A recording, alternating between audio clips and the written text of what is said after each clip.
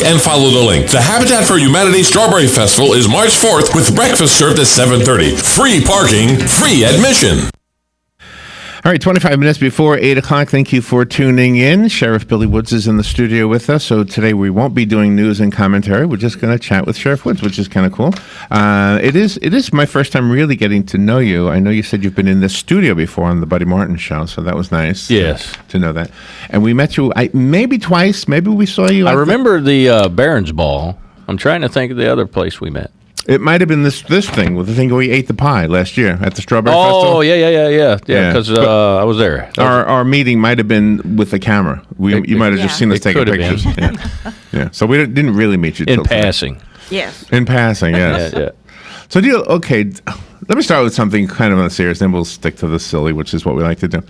As a law enforcement officer, my father was a policeman, just so you know. Oh, really? And you know that Robin's mom worked in the police department. Yep. My dad was in New York City, so. Wow. Thank you for his service. Thank you for what you do. And I'm sure he appreciates it. He's deceased, but do you know the one thing that he would always say? He would say it's a thankless job. You know, people maybe not physically or literally, or sometimes they do spit on you, but sometimes in the press they will spit on you, and you see. And this past year, it's been horrible. In fact, I think it was in D.C. Wasn't there last night a shooting and a couple of police officers were shot in D.C.? Yeah, people don't realize how many law enforcement officers are killed on a regular basis throughout the United States. And I was talking about this last night with a group of gentlemen. You know, figureheads of all agencies, we get notification through what we call teletype. It's a national database that gets sent to us. And probably on not quite a daily basis, but closely to a daily basis, I receive these notices. Now, it ranges from car crashes to just plainly being shot. And one of the examples I used last night, I told them in Louisiana, and then it was last month, I received a teletype where a officer had checked out with a vehicle on the roadway. He was off duty. Obviously, he was in his vehicle, but he checked out with a vehicle that he thought they were involved in a wreck. Mm-hmm. And he had checked on the passengers and the driver, said, "Is everybody okay?" And they responded, yes. So he turned around to go back to his vehicle, pardon me, to call it in. And the individual turned and shot him in the back of the head and killed him. Now, that was yesterday? No. It was last month. Okay. And that's you just confirmed what I'm about to say. No one ever heard about it. Mm-hmm. You didn't hear about it. That's true. Mm-mm. Really good point. And that is a senseless murder, is what that was, of a law enforcement officer who was stopping to do something good. You know, our profession, it is something that you're called to. Okay, and that word, you can't use that word lightly, called, because you're right. We don't seek glory. You know, we don't get paid what the job is actually worth. If you think about it, what is your life worth? That's right. You're putting your life on the line. And so you're called to it. You know, we don't look for the glory. You know, we come out here, we help somebody out of the road, or we stand. And if you think of like the sniper shooting, and the city is slipping my mind right now, where they were killing the sniper was shooting the policeman. And those law enforcement officers, those policemen, did not run from the gunfire. They actually went to it, and you saw the photo. I think it was Fox that put it on, the photo of the officer who was covering the citizen by the car, even though he was the target. You know, the law enforcement officers were the target. And they do that every day. Yeah, I know. I had an incident. I left work, and I was going down the side road here that goes by the side of Walmart, and there was a truck stopped. It was at night. The lights were dim. It was older people in the vehicle. They didn't know what to do. So I pushed them out of the way. And in doing so, you know, you realize these cars coming at us could hit the vehicle at any time. Oh, yeah. And I got done with the whole thing, and I felt good that I helped some people. And I thought, you know what? That's unusual for me, but it's common for you. On a daily basis, a law enforcement officer, a first responder with the fire rescue, every single day, several times a day, is being called to somebody in a situation way worse than a stalled truck. Yeah. I just don't know how you do it on a daily basis. Well, you put a lot of faith in God. Let's put it that way. I love that. I love that answer. One of the things also that we get when we talk to people that don't quite get the connection between law enforcement and legislators, your job is to enforce the law that they make. Correct, yes. You don't make the law. That's right. It's amazing how many people seem to think you make the law. Yeah. Well, it's actually shameful if you think about it. People are not educated, or they do not educate themselves on that very fact, and they do. There are people who think that we're the ones that come up with the law, we're enforcing. When we make the arrest, we're not saying that you actually committed the crime. It's what we call probable cause. It's up to the courts to decide that. It's up to the citizens of a jury to say you're guilty of that crime. No, we don't create the laws. We just enforce it. That's absolutely true, and it's so hard. I cannot tell you how many times that statement has been made on this show, and we're one show of many, many. How many people do shows like this, get calls from listeners who say, I don't understand why the police arrested me. It was just marijuana. Hello. Hello. You're blaming the wrong people. Well, I think to go along with that, I'll have people in which, law enforcement, we're imperfect humans as well too. So we make mistakes, and we'll occasionally have somebody call in and say, I caught a deputy or an officer speeding down the road doing 90 miles an hour, and I was following them. Think about that for a minute. Yeah, right. He was pacing him. Yeah, he was pacing him. It was okay. Well, it's okay for you to follow him, but not for him. So what is the rule with that? Are you as a deputy allowed to speed with the lights on, or can you speed with the lights off? There's no one direct answer. First of all, let me make this clear. As law enforcement officers, our deputies, myself, we are no different than any other citizen. We have to obey by the traffic laws out here just like anyone else. However, there are certain circumstances that, one, lights and siren allows us where the vehicle actually becomes the traffic control device. That's what people don't realize. They think they see them going through the red light. The vehicle itself is the traffic control, and it takes control of that whatever intersection control device that's out there. There's other circumstances. When some people complain they weren't running with their lights, and I gave the example on another show, and where if there's a burglary in progress and we're trying to get to it, and we want to catch the person in the act. Yes. Yeah. Okay. Right. Well, we don't want to tell him or her that we are. I don't want to be. Make sure I got both sides there. That we don't want to tell them that we're coming, because if we do, the sirens are going. They're going to flee. We want to catch them in the act. So there's many circumstances where, and I could list several where we don't have to have the lights and sirens on to respond quickly in certain circumstances. Did you respond to this? I don't know if it was police or sheriff's office that responded to this guy who backed up on a truck because there was a. No, I didn't go over there too. I saw it. Saw it in the news. Yeah. Yeah. Was that? I mean, gosh, that was an interesting story. The guy was protecting his family by using his big truck to back up on the bully's car. Sounds like. That's what I the way I read it. I don't know anything about the case. So can I use that to ask you hopefully a fun question, but you might have something serious as an answer. Well, don't worry. I'll tell you no if I don't want to answer it. Okay. Well, do you have any wild stories? You've been in law enforcement for a long time. Oh, good Lord. Do you have any kind of wild stories like that?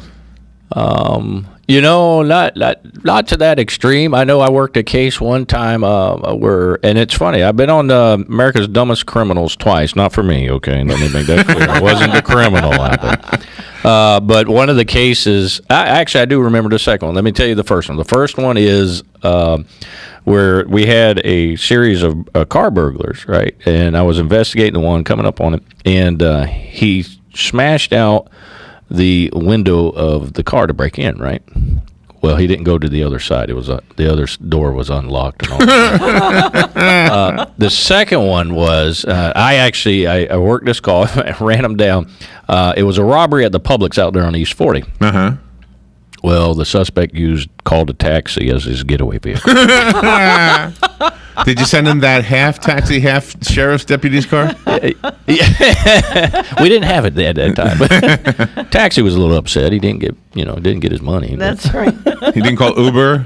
No, Uber. Do we have Uber in Ocala? Yes, we do. We do. There's Uber there, and quite a few people use it. Yeah. Mostly downtown. Oh my goodness, it goes fast. Okay, we'll take a little break. Sheriff Billy Woods is honoring us by being on the show with us this morning, and you're going to be in the pie eating contest. Yes, I will. At the Strawberry Festival. Are you going to the car show tomorrow across the street? I'm going to try to make it. All right, we will take a little break and we'll be right back. We've got more questions, even though they're probably not serious from this point forward. We'll be right back. WOCA, The Source.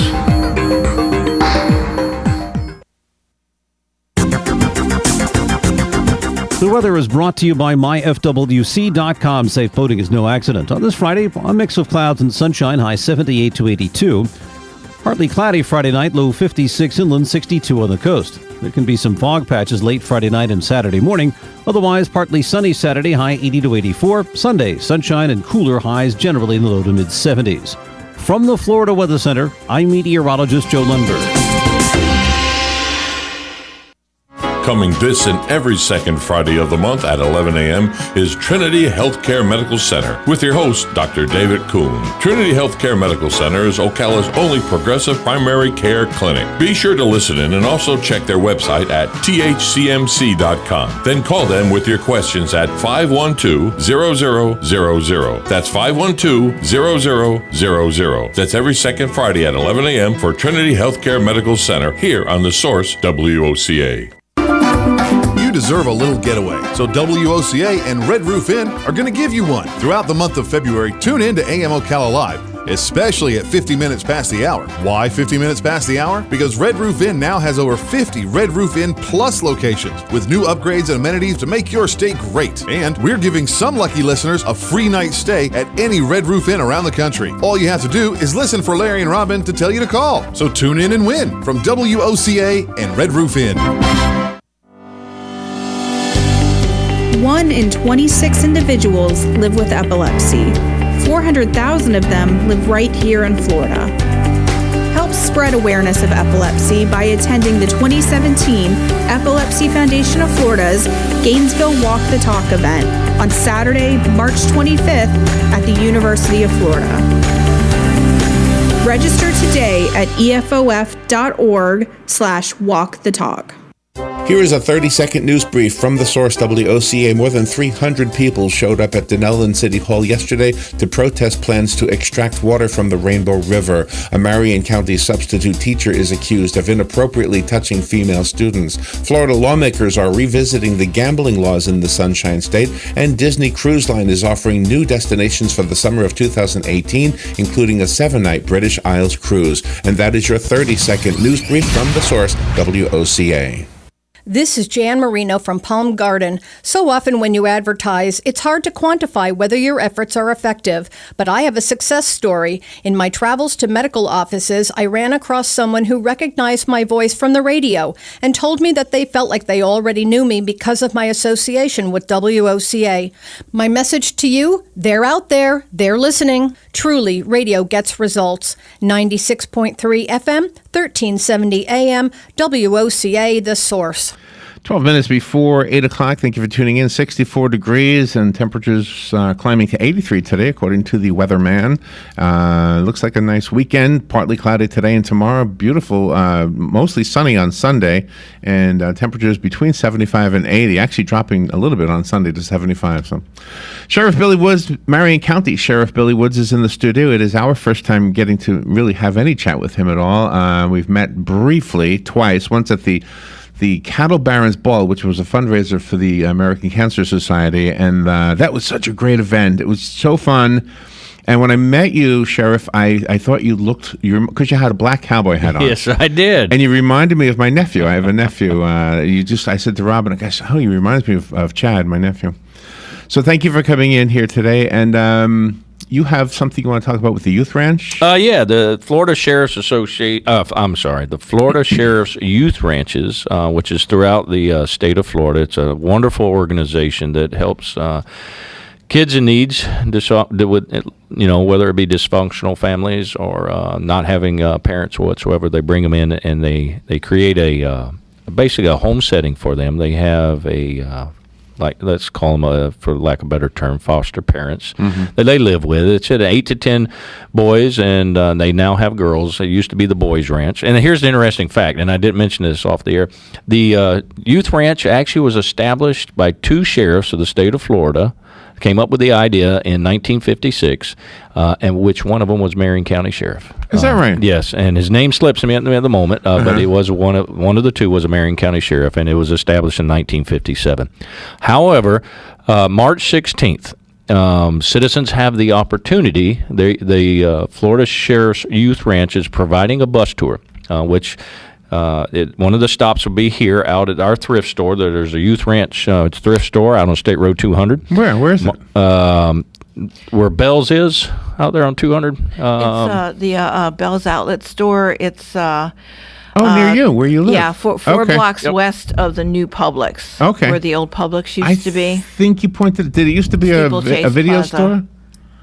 Yes, it's right Like a next door Blockbuster? Did it used to be a Save Blockbuster? a Lot. Okay. Yeah, Next it- door to Save a Lot. Well, they'll do a bus Across tour from Big Lots. on the 16th. It's a all-day tour. They'll provide lunch to you. You'll get to see the homes. You'll get to see the school they got out there. You'll get to see the entire ranch. And I encourage people to do it. I believe there's like a $20 cost to do the tour, but go do it because one, you will learn something. It will touch your heart, and you will see what impact that they have on young people's lives. That part of your job, this is something I've known for a long time, is the part that will never know the statistics on. I mean, you could guess, but for example, this is how a better way to say this. If you went to the statistics, how many people were arrested, you know exactly how many. Right. You don't know how many people weren't arrested because you put them on the right path. You know, Correct. somebody whose life you changed for the better, who could have been living a life of crime. And I think whenever you or anybody who works with young people does something to make that young person feel better about themselves and realize that they have a good future or the potential for one. Absolutely. You know that, and I'm glad you brought that up, Larry. We see it all the time, and it is something that you can't measure.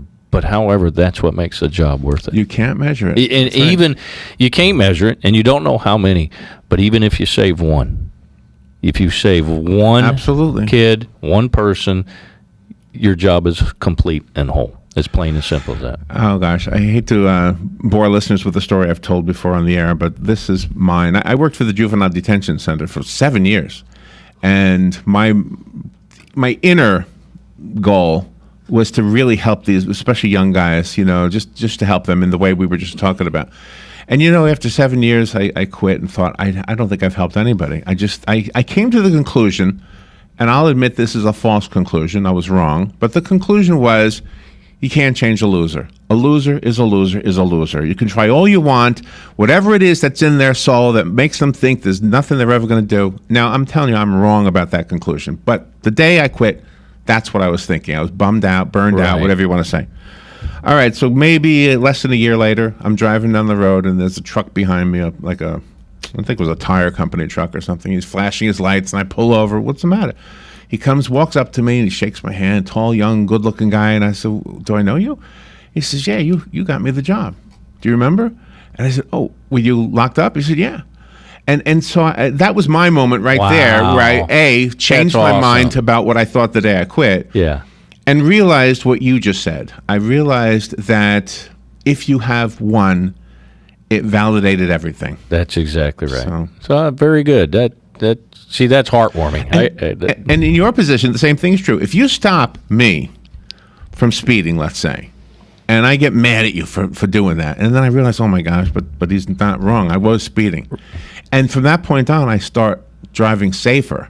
Right. How many lives did you just save? Yeah. Mine, somebody else's maybe? Who knows? Absolutely. And we talked about it earlier, law enforcement, even firemen, and all of our services that in the judicial system, they make impact on lives on a regular basis. And I don't want to say every day. I would say every minute it happens where we make an impact on lives and change lives for better.